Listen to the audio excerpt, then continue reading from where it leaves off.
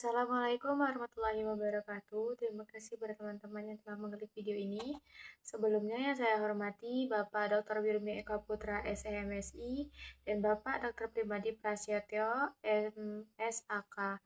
Sebelumnya, perkenalkan nama saya Imtizal Fauzi dengan NIM C1C023001. Saya akan menyampaikan materi mengenai akad salam. Baik teman-teman, untuk poin pembahasan yang akan saya sampaikan, yang pertama itu mengenai definisi akad salam, kemudian jenis akad salam, dasar syariah, perlakuan akuntansi pada PS akad 103, dan ilustrasi kasus pada akad salam.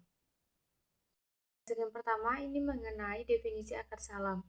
Nah, akad salam ini berasal dari kata as-salaf, yang berarti pembayaran di muka, karena pembeli menyerahkan uang terlebih dahulu saat memesan barang.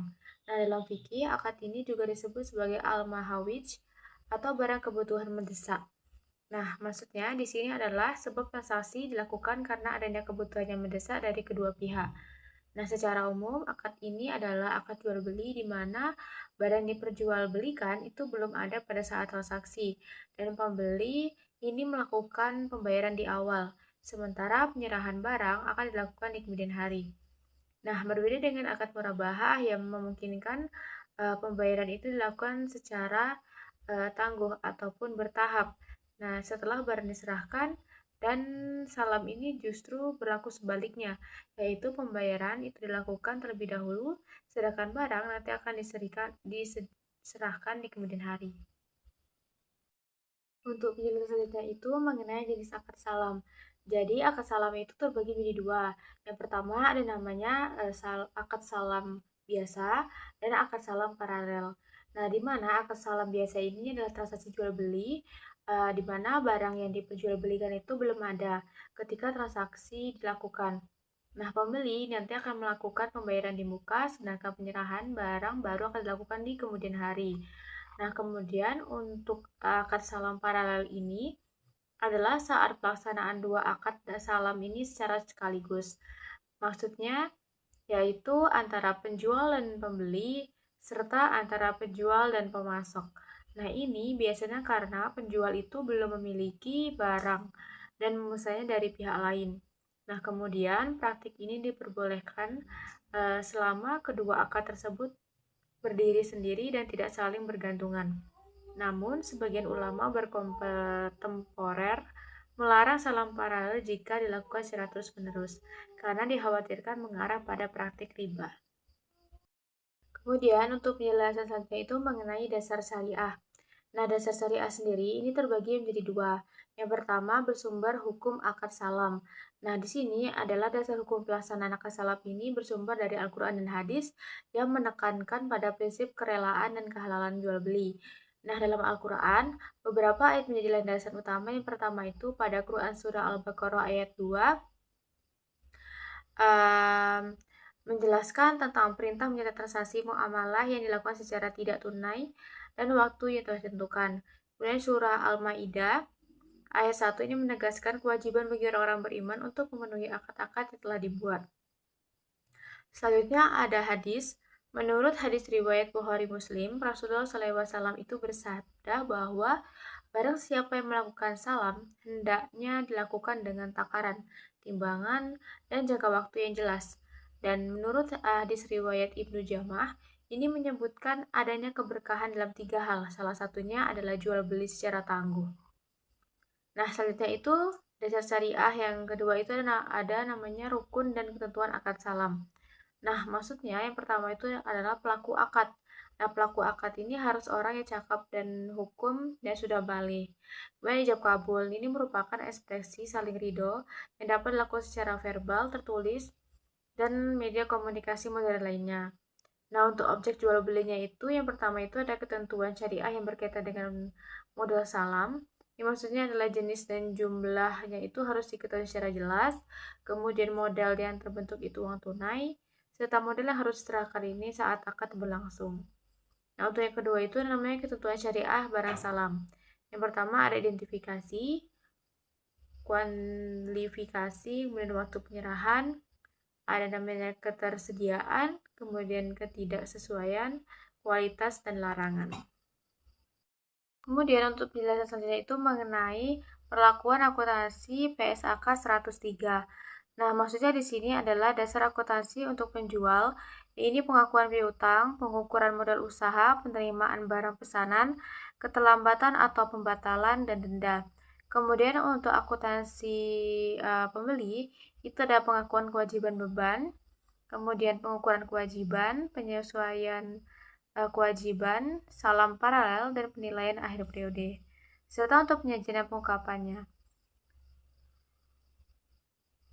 Jadi teman-teman, selanjutnya teman-teman bisa melihat mengenai asus akad salam ini. Pas pada gambar, ini ada namanya dua belah pihak. Yang pertama itu pembeli atau bisa disebut muslam, dan penjual itu sebagai muslam ilaih.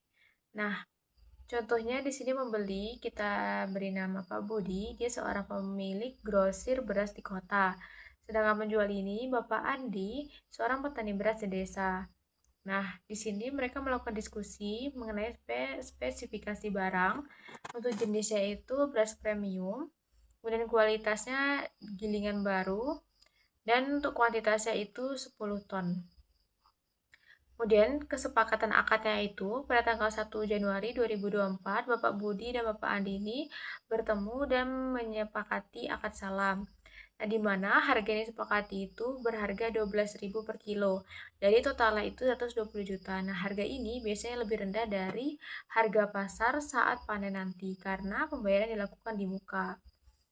Nah, kemudian untuk waktu penyerahan, barang yang akan diserahkan ini pada tanggal 1 April 2024 pada saat masa panen tiba.